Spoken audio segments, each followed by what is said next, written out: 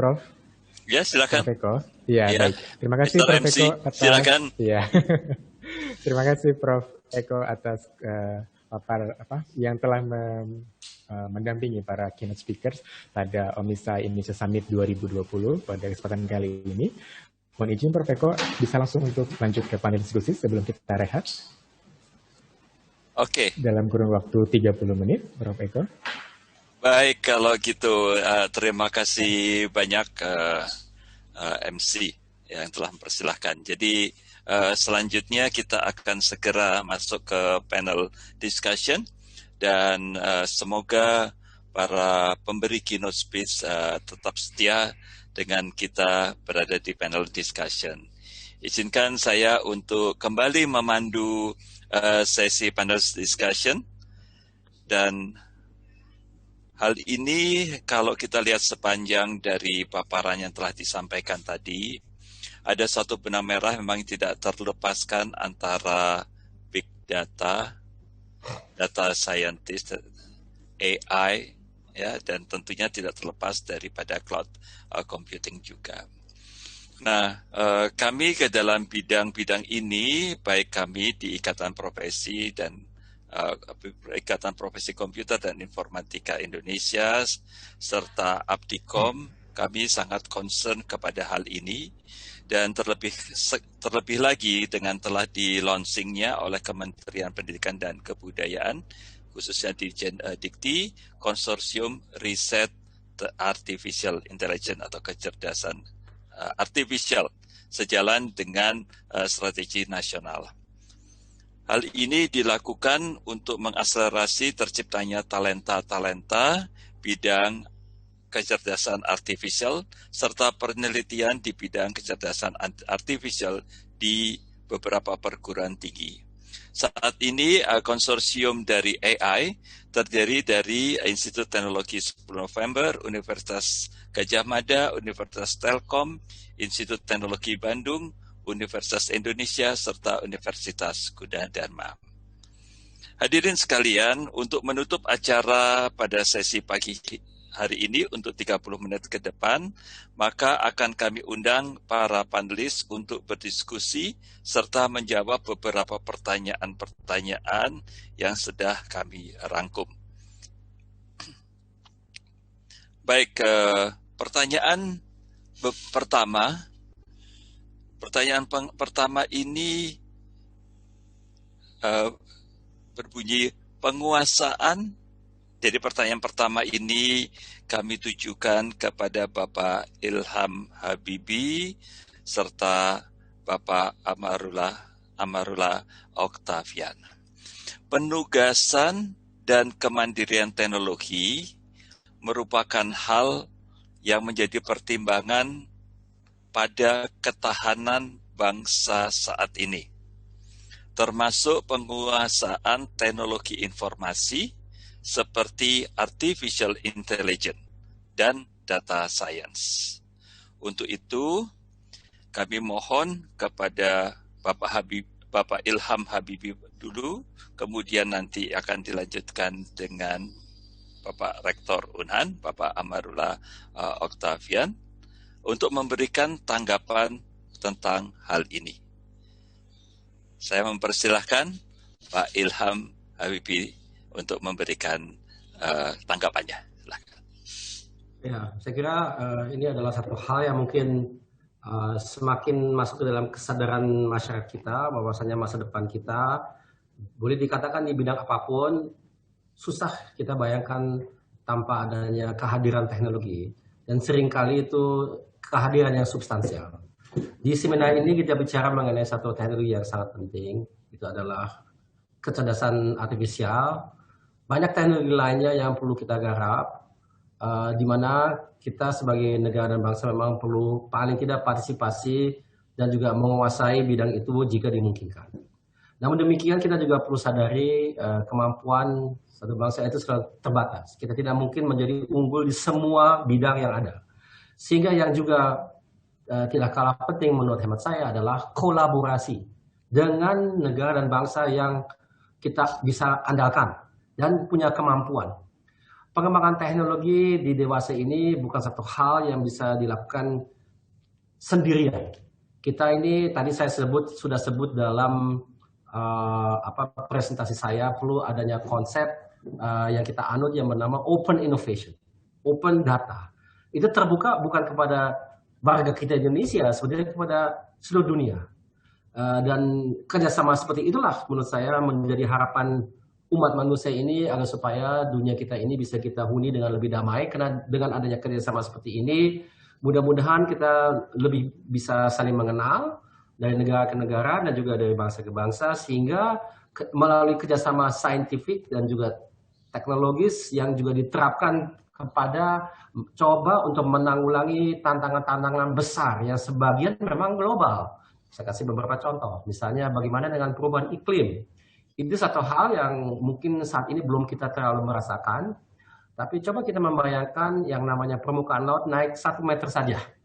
1 meter itu cukup banyak dari sains iklim, dan itu bisa jadi beberapa pulau di Indonesia itu hilang.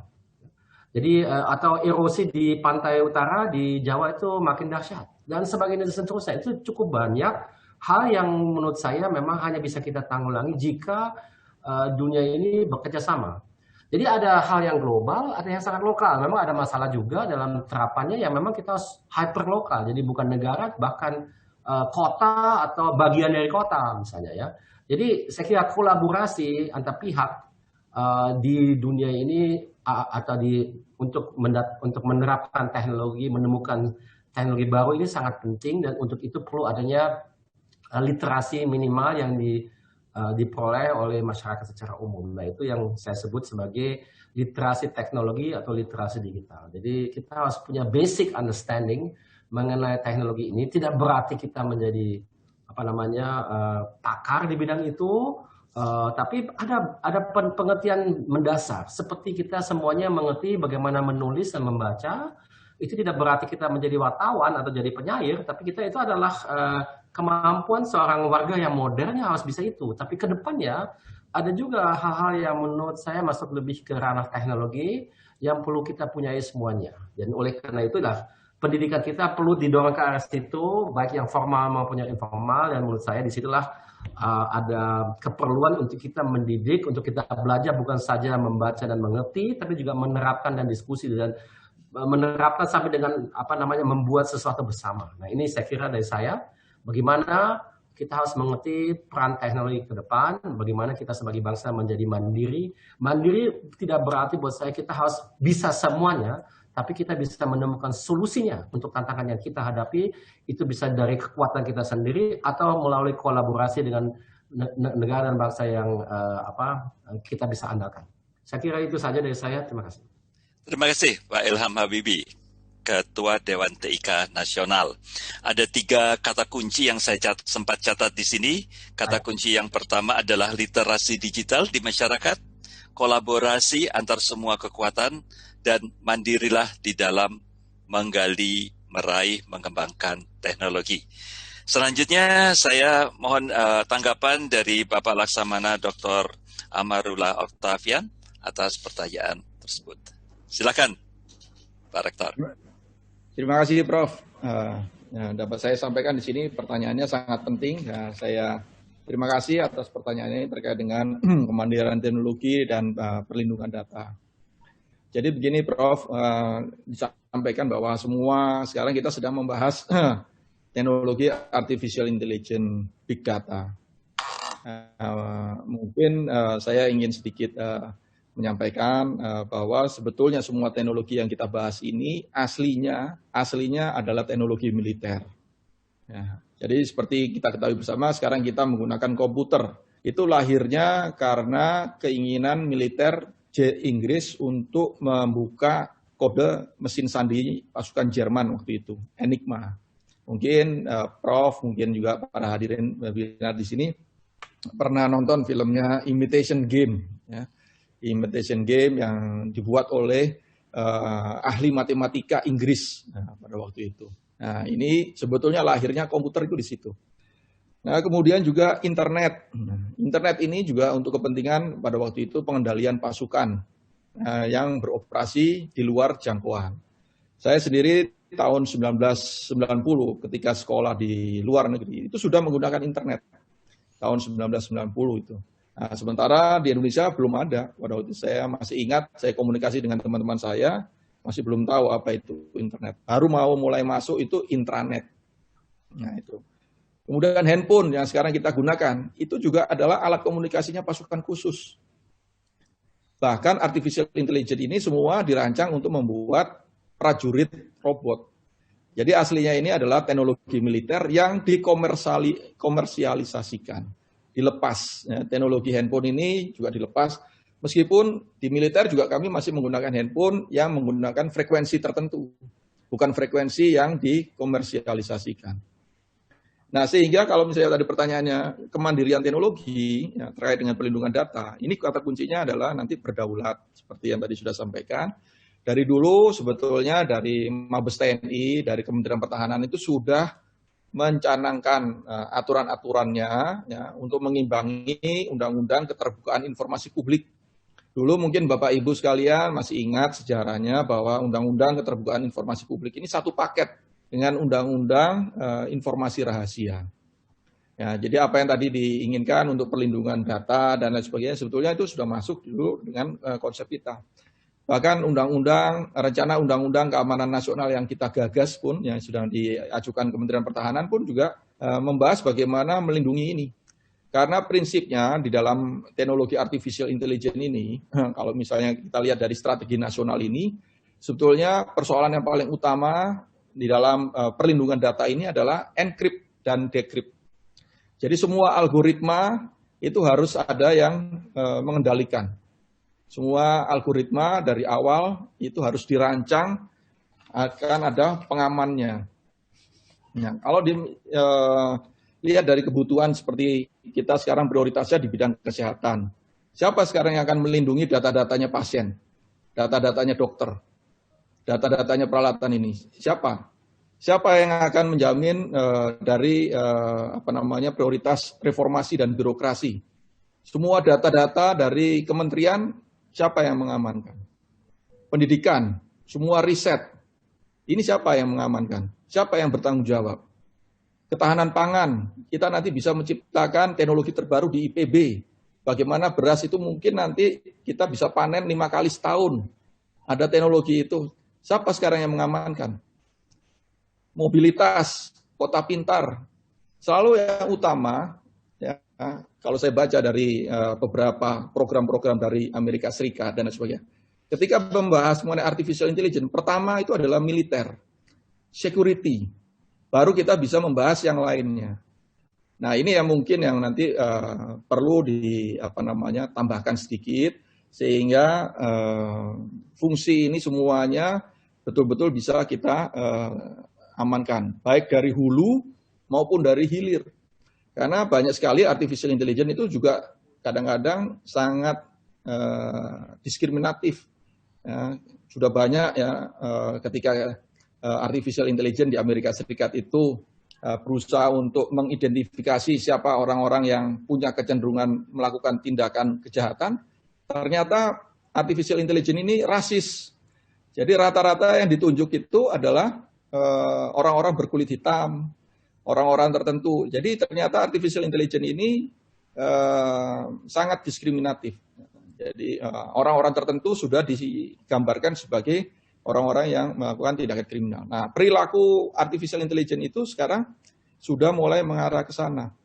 Nah, ini adalah pentingnya sebetulnya kita dari awal itu merancang algoritma yang sudah ada pengamannya. Kita juga harus hati-hati bahwa suatu saat artificial intelligence ini juga bisa menghantam kita sendiri. Ya, ada program mobil pintar di Inggris, saya ada cerita sedikit. Nah, ketika mobil pintar ini sudah diprogram, kilometer 5.000 dia harus masuk bengkel, ganti oli. Kilometer 10.000 harus ini. Bayangkan Bapak Ibu sekalian, ketika si sopir itu mengendara, begitu di kilometer 5.000, muncul peringatan dari artificial intelligence ini. Anda harus segera belok ke bengkel terdekat untuk ganti oli. Nah, pada waktu itu si pengemudi sedang buru-buru. Nah, artinya apa? sudah ada perbedaan antara keinginan manusia dengan keinginan artificial intelligence yang sudah kita rancang sendiri. Nah ini ternyata mobil pintar itu tidak bisa diambil alih intervensinya. Jadi semuanya akhirnya menurut kepada algoritmanya si mesin itu sendiri. Nah ini adalah sangat penting dari mulai awal kita harus mengutamakan terlebih dahulu adalah faktor security. Faktor keamanan, baru kita bisa membahas faktor kesejahteraan. Jadi artificial intelligence untuk security dan artificial intelligence untuk kesejahteraan. Nah, sementara yang kami lihat ini masih lebih utama ke kesejahteraan, belum mengarah kepada security itu sendiri. Terima kasih, Prof. Terima kasih, Pak Rektor, atas tanggapannya luar biasa. Jadi di sini memang saya masih teringat ketika saya dulu belajar computer science, itu memang teknologi-teknologi kebanyakan diturunkan dari teknologi militer. Jadi memang di militer memiliki requirement terhadap teknologi yang lebih tinggi, terus kemudian setelah itu dilepas kepada pihak pada publik, ya, terus kemudian kita. Dan tadi saya catat juga satu hal pesan pentingnya adalah masalah pengamanan dan secara luas baik terhadap data maupun secara akses. Itu yang terima kasih sekali lagi pada Pak Rektor Universitas Pertahanan. Baik, selanjutnya saya akan menyampaikan pertanyaan. So the next questions will be addressed to Mr. Todd Mostek and Dr. Etikan Karupiah. So same questions, but hopefully it will have a different answers. So please allow me to deliver the questions like this. Talent in artificial intelligence is one of the big challenges that we encounter in the implementation of artificial intelligence and data science. They have to be multidisciplinary because to develop AI solution, the knowledge of the problem domain have to be gained as well. This multidisciplinary approach is required when we develop the artificial intelligence-based solution or data science-based solution. Please start with Mr. Todd Mostek to deliver your response in regard to this issue.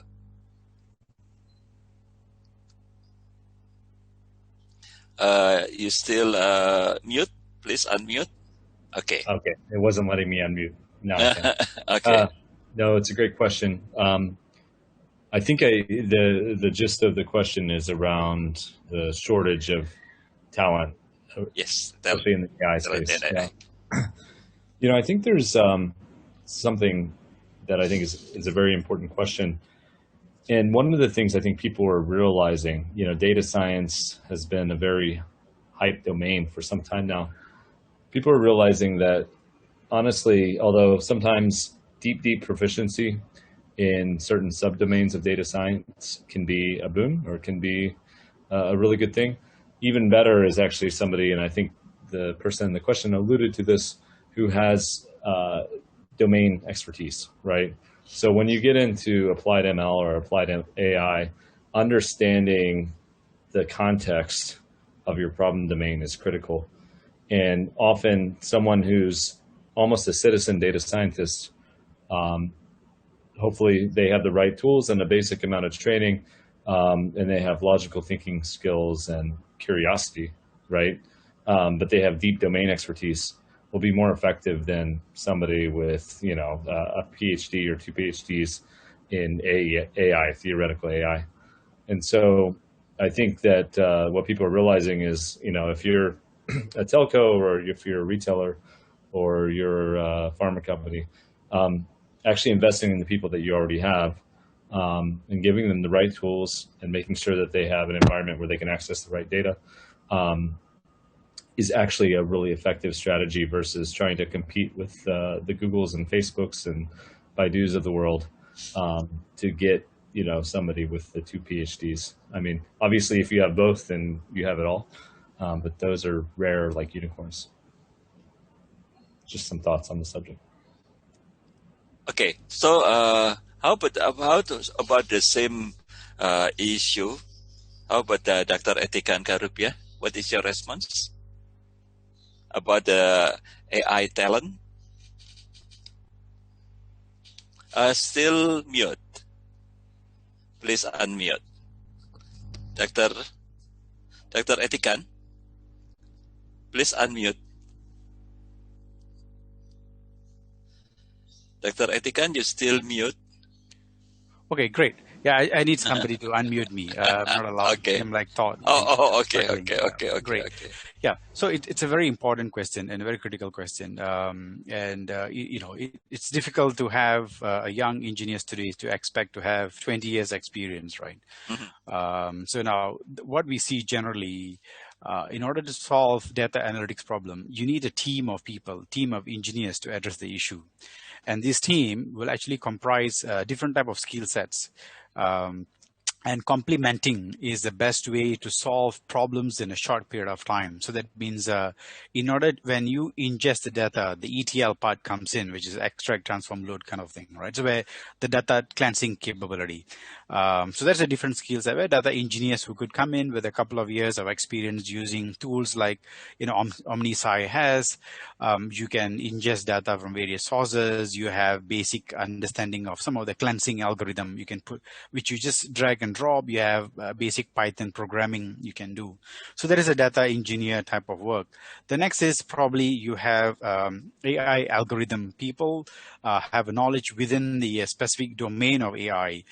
So when you're trying to have multi-source data to be analyzed, you may need to have people with the NLP capability, people with the computer vision capability, people with probably a different type of domain capabilities. So here, that's where the background of the data science within the domain, I would call domain-specific data science need to come in. So for that, they may have in-depth experience within the data. So from data engineer, data scientist, who comes in from the algorithm perspective.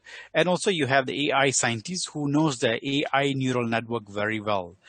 So they may have expertise in the AI networks. They may not know very well in terms of, for example, medical data set or medical specific domain expertise. So in Ingest, you need to work as a team, and each of the team members actually comes with a different capability so that they can work as a unified force to solve a specific problem. That's what I've seen. Second is you need to reskill or upskill. That is essential, or else it's difficult to have people with certain capability in specific area. So reskilling and upskilling is very important. That's where the industry, who knows the industry problem very well, and the tools as to work with the academia, like the universities, so that there's a structured syllabus curriculum put in place to address the need of the talent. That's what I would say.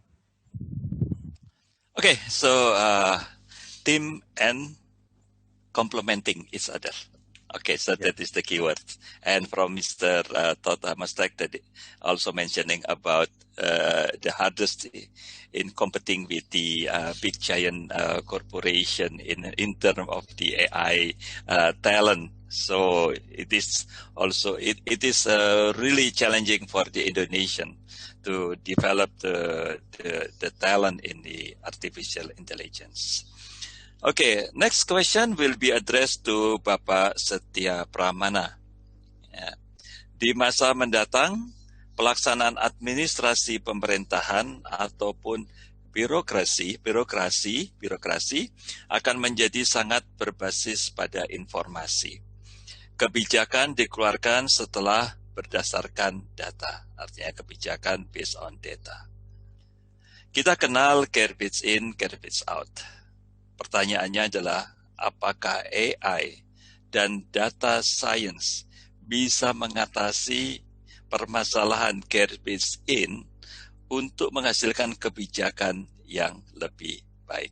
Silakan, Pak Setia Pramana. Oke, terima kasih Prof. Eko atas pertanyaannya. That's a very good question. Jadi kalau kita bicara data, the most important is to make sure the quality of the data. Tadi utarakan di awal sebenarnya semua proses yang kami lakukan itu untuk memastikan, paling penting memastikan data yang kita dapatkan adalah data yang benar berkualitas.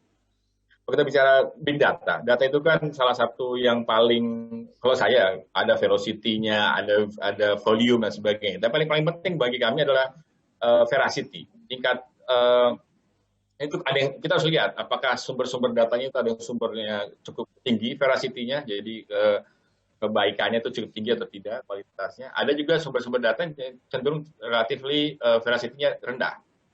Masing-masing sumber data tadi harus kita pastikan bisa kita lakukan proses cleaning di awal untuk memastikan data-data tadi bisa kita berikan sampai dengan data analisis itu data yang sudah berkualitas. Contoh ini diutarakan kalau kita ngambil data-data dari marketplace misalkan. Itu harus hati-hati karena namanya menjual harga itu bisa beda-beda kan gitu. Ada yang jual harganya ratusan juta gitu kan. Contoh ya. Itu harus kita perhatikan. Kemudian bicara teknologi tadi saya senang sekali Pak Amrullah tadi itu juga teknologi kalau kita lihat ada yang teknologinya bisa kita ambil basisnya dia memang teknologi jadi mungkin errornya cukup sedikit. Tapi kalau basisnya misalkan data-data yang dari orang misalkan data dari kalau kita bicara big data itu ada 3 ada taksonominya. Ada exhaust data, ada sensing data, ada web data atau data yang dipublikasikan oleh orang. Itu harus hati-hati di sana. Tapi kalau data-data dari mesin, dari IoT misalkan itu cenderung lebih bisa kita pertanggungjawabkan. Kecuali memang kita harus lihat apakah ada fraud di sana, apakah ada error di sana, gitu kan. Kemudian kalau kita bicara Dr. Tikan itu tadi bicara genomics itu kan, I have been working with that genomics as well. So itu harus kita perhatikan apakah ada error di mesinnya juga itu sering kita perhatikan. Kalau bagi pemerintah, terutama di pada pusat statistik itu menjadi concern utama untuk memastikan bahwa data yang kita hasilkan, kita berikan informasi kita berikan itu berkualitas. Prosesnya harus butuh proses awal. Jadi kita lakukan tadi AI-nya untuk memastikan bahwa proses cleaning yang tadinya kita lakukan secara manual, itu kita otomasi. Contoh misalkan tadi data-data yang sifatnya ada fraud, ada data yang aneh, itu mungkin kita bisa remove. Kemudian ada data-data yang sifatnya itu di luar dari yang biasa seharusnya kita perhatikan apakah ini memang kondisi real atau memang ini cuma hanya masalah sesaat yang mungkin kita bisa sesuaikan aja. Ini sekali lagi untuk memastikan bahwa semua data tadi kita hasilkan menjadi data yang baik dan berkualitas sehingga data yang berkualitas tadi bisa kita gunakan untuk kebijakan. Pak Ilham Habibie tadi sudah menjelaskan, kemudian Pak Amrullah, kemudian Dr. Etikan dan Dr. Todd, semua membicarakan bagaimana data itu supaya menjadi lebih bagus. Dan tadi saya setuju sekali ada inovasi, open innovation. Kita data-data tadi kita diskusikan dengan teman-teman untuk berinovasi supaya data-data yang kita hasilkan jauh lebih bagus dengan inovasi yang mungkin kerjasama tidak hanya dengan BPS saat ini, kita kerjasama dengan berbagai badan, universitas di luar, dalam, dan luar negeri untuk memastikan bahwa data yang berkualitas itu kita hasilkan akan kecenderungannya juga akan mendapatkan informasi dan kebijakan yang sangat berkualitas juga, Prof. Jadi AI-nya kita arahkan untuk gitu, karena memang BPS itu kan penyedia informasi mengenai data ya, untuk pastikan bahwa data yang kita berikan sesuai dengan kondisi dan sesuai dengan apa yang ada di sana tanpa dengan kualitas data yang sebaik mungkin. Seperti itu. Oke, jadi data berkualitas tetap jadi isu utama. Data berkualitas tetap jadi isu utama, di mana dengan AI kita kita upayakan dengan AI kita bisa mendapatkan data yang berkualitas sehingga nantinya akan bisa menghasilkan dukungan terhadap pengambilan keputusan yang lebih baik. Coba sebagai contoh, Prof. Jadi kalau dulu misalkan kita data KSA tadi, kalau dulu kan ya mungkin beberapa tahun lalu lah itu kalau kita bicara tadi kelahan pangan sudah diutarakan juga kita gunakan data produksi padi itu pakai AI estimate kadang-kadang dulu tuh sebelum-sebelumnya. Jadi berapa sih luas lahan? Sekian kan gitu kan. Nah sekarang kita gunakan remote sensing maupun satelit untuk memastikan bahwa benar exactly sekian loh jumlah lahan. Kemudian kita harus pastikan jumlah lahannya. Kemudian lahan ini apakah masa panen? Kemudian kita lakukan riset 2 tahun lalu itu masa panen. Apakah ini masa sudah akan panen atau masih dalam masa produksi gitu kan? Kita lakukan AI di sana untuk memastikan bahwa informasi yang kita berikan kepada masyarakat itu sesuai dengan kondisi yang ada di lapangan. Jangan sampai ada misinformasi yang ada. Itu salah satu contoh, Prof. Eko. Terima kasih. Ya. Ya, oke. Memang data acquisition sekarang bisa kita lakukan secara baik, since there is an IoT devices that really affordable for the data gathering in such a way so that we can develop a really big data from all of those sensors. Baik, Bapak Ibu sekalian, para hadirin serta para panelis yang saya hormati, sebagai penutup dari panel discussion kita pada siang hari ini, sebagai untuk mengakhiri sesi yang pagi setelah Bapak-Bapak sekalian menyampaikan keynote speech-nya, secara singkat kami mengharapkan adanya closing remarks secara singkat, dan closing remarks will be started from Pak Ilham Habibie, Ketua Dewan TIK Nasional. Silakan Pak Ilham untuk menyampaikan closing remarks-nya secara singkat. Baik Pak. Mungkin kali ini saya switch ke bahasa Inggris ya. Yes, okay, that's fine. Yeah, okay. So this time I ask for permission to convey my closing remarks in English so everybody can understand. So I think I'd like to re-emphasize how important it is that we as a nation are deeply involved and focus also on artificial intelligence. It is a very important technology for many, many years to come. Indonesia is a very large country with lots of people.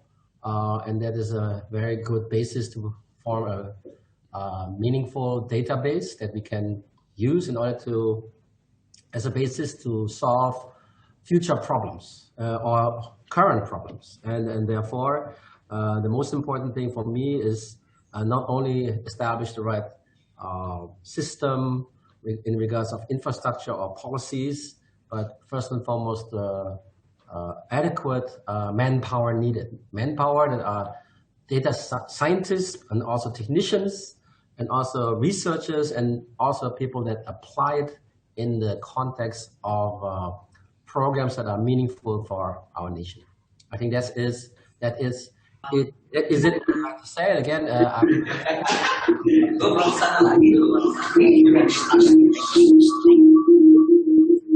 Tolong ya.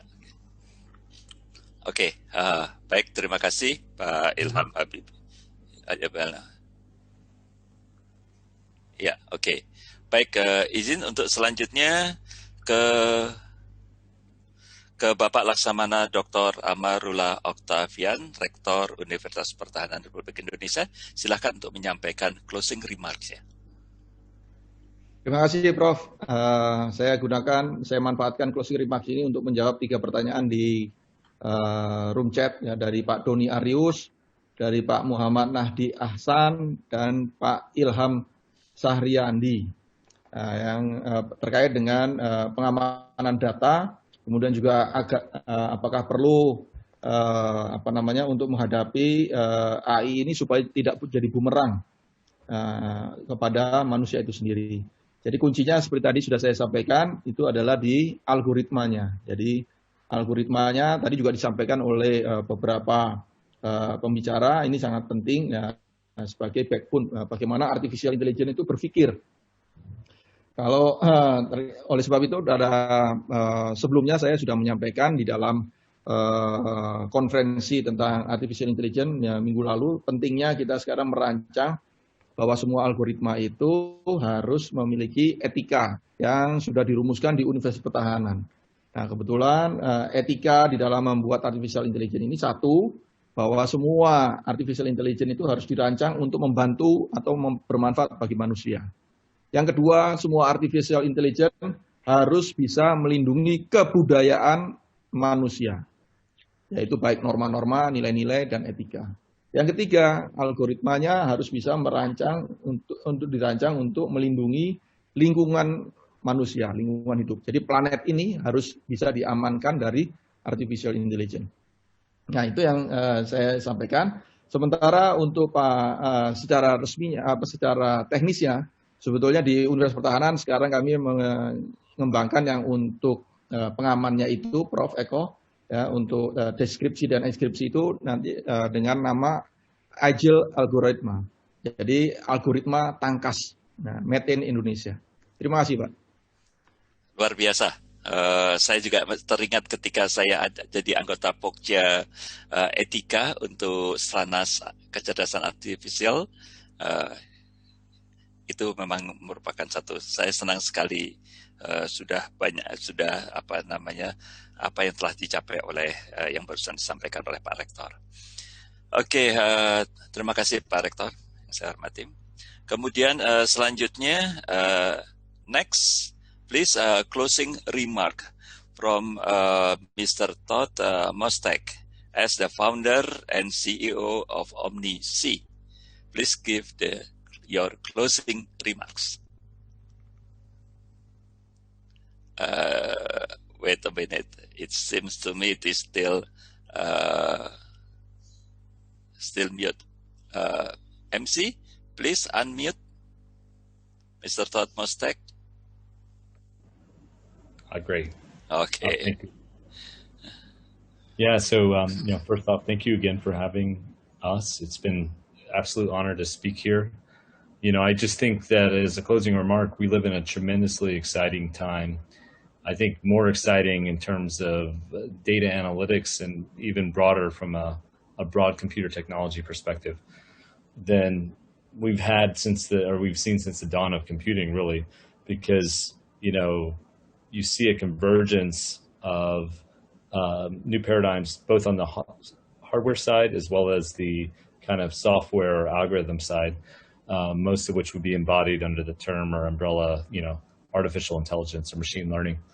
And so I think the two are coming together and they're actually feeding on each other, where you look at things where, these GPT or BERT, these giant text models, you're actually able to do things fundamentally different than previous models were able to before, because you can simply run bigger models.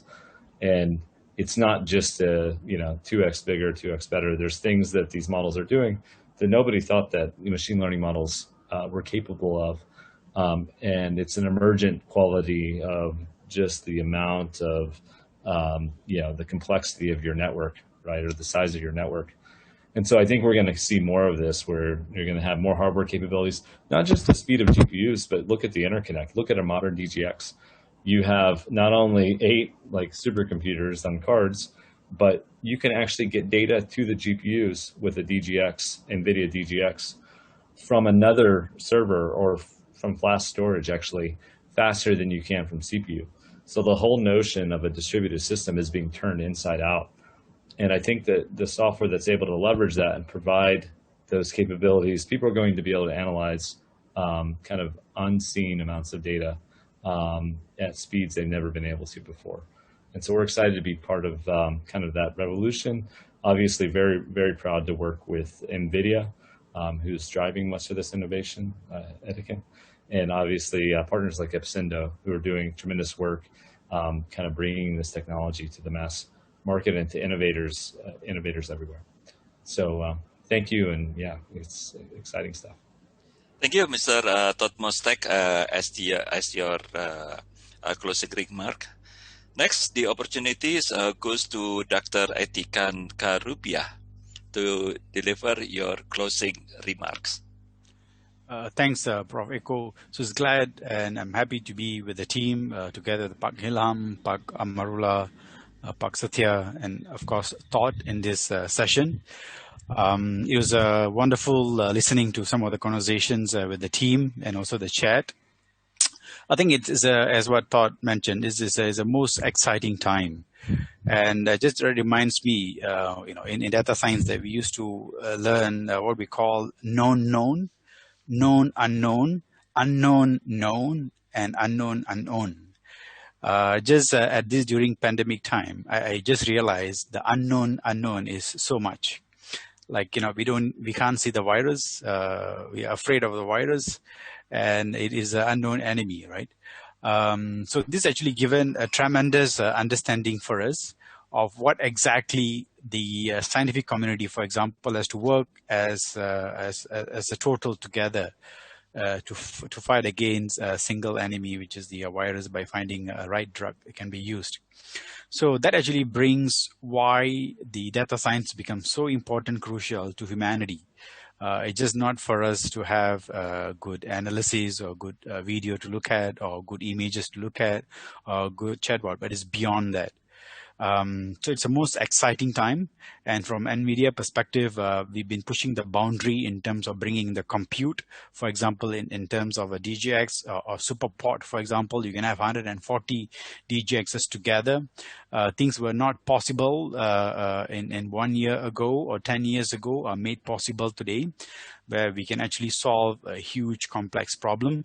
But then nevertheless, we've been keep pushed in terms of the boundaries, what we need to do.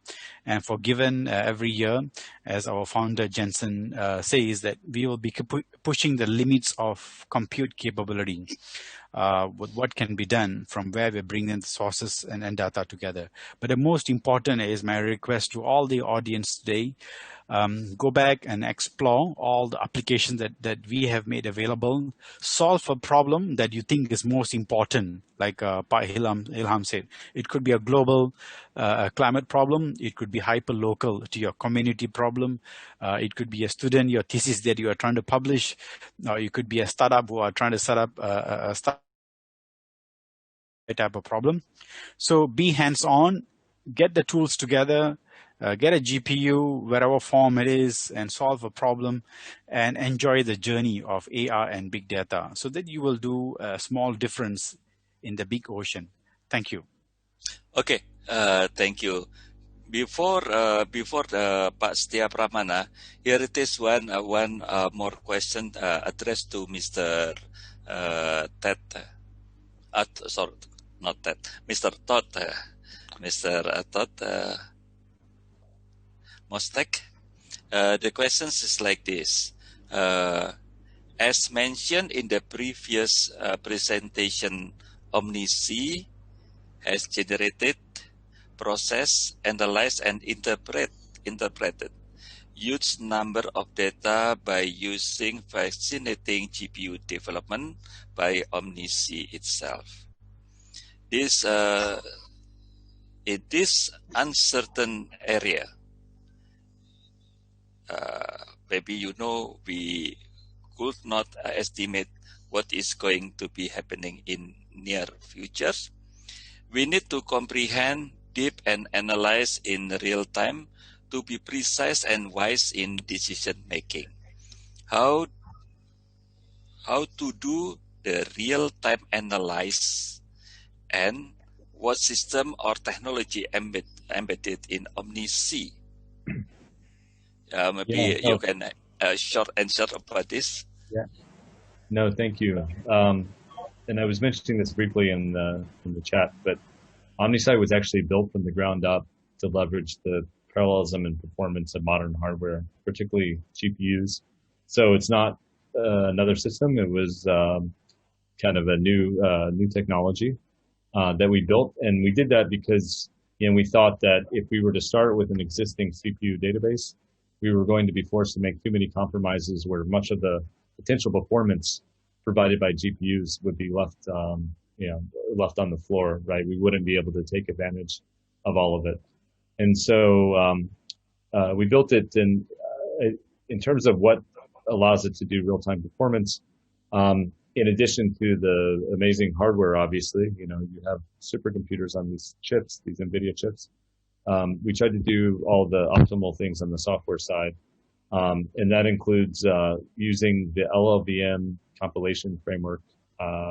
LLVM allows you to compile your queries on the fly. And so we can compile for GPU or CPU on the fly when you see a SQL query. And it's like the difference between C++ and an interpreted language like Python. You're going to get a lot of speed up if you generate custom code for a query pattern.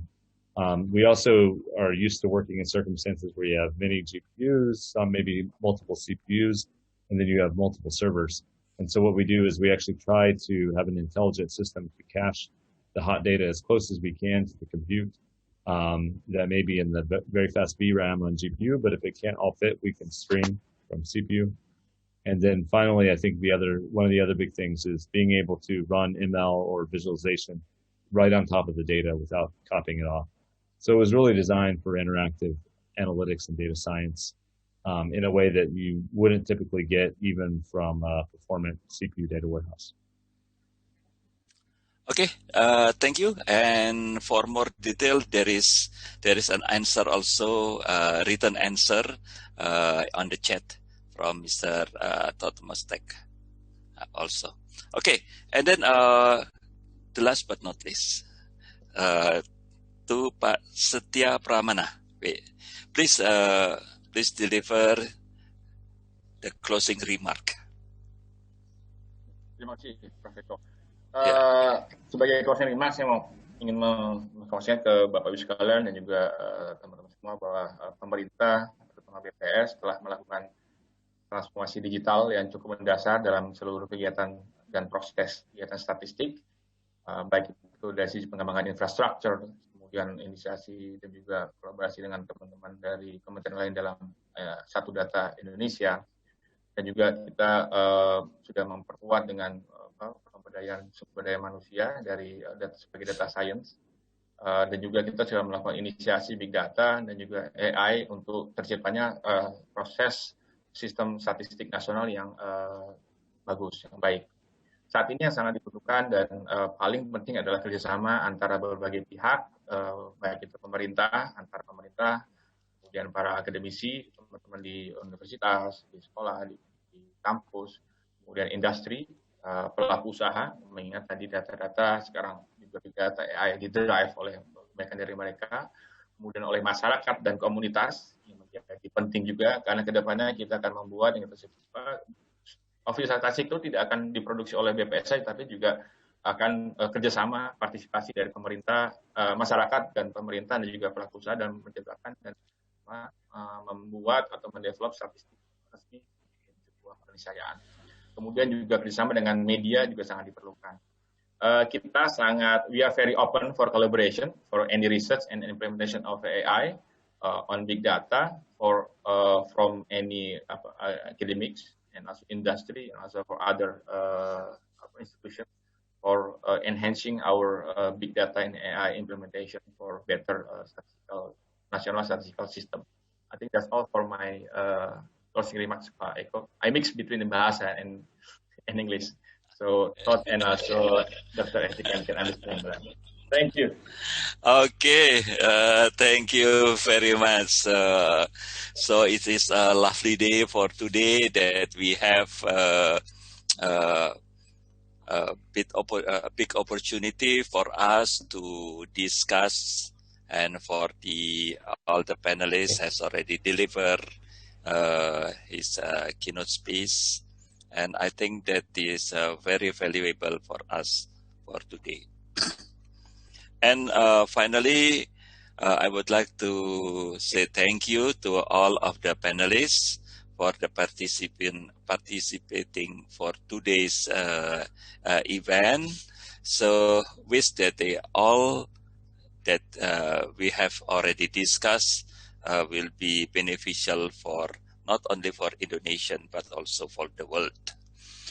Okay, so I would like to say goodbye to everyone on this panel.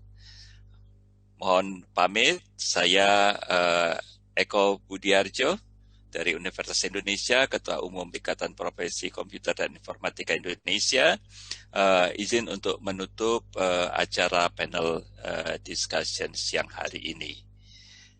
Thank you very much for all panelists. Terima kasih banyak buat semua panelis. So wish that we can continue. That is, Pak Ilham also mentioned about collaboration, about the most important thing. Okay, so see you on the next event. I don't know what it is. So saya kembalikan kepada MC. Terima kasih. Thank you very much for all participant. Terima kasih silakan saya kembali. Bapak Profesor. Ya, saya kembalikan terima kasih ke MC. Bapak Profesor Dr. Eko Budiarjo. Ya, dan juga pada keynote speaker, beri kita tepukan yang meriah dari tempat masing-masing. Give applause to our special 6 keynote speakers and also moderator for today, for the first session in this morning session.